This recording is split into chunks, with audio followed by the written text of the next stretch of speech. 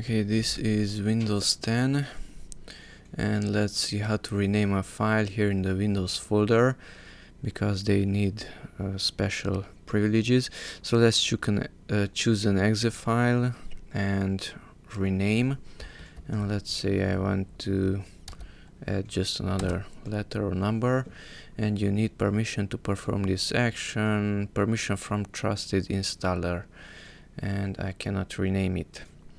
Okay, so to rename that file, right click on it, go to properties, go to security, and if we go here we can see that full control is not allowed, but the last one, TrustedInstaller, has full control.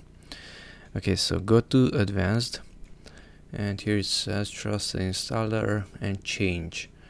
Click on change, type in AU, letter A and letter U. Okay, that is from authenticated users. Select that one and click OK, and OK. Now go up here anywhere and click edit, and choose, let's say, administrator, and give yourself full control, and close it with OK. Yes, and now administrator has full control.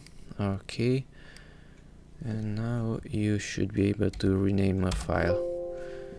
Administrator permission, continue, and the file was renamed. Okay, let's do the same thing with this one also. Let's say that one, administrator permission, TrustedInstaller, so it won't let me.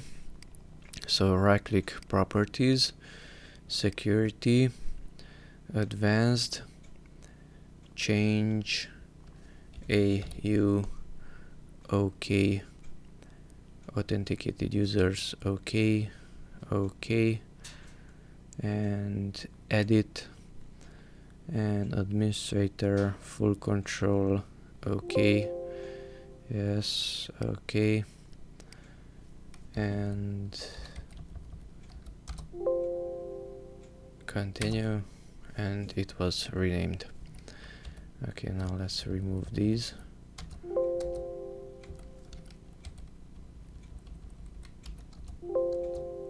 And that's it.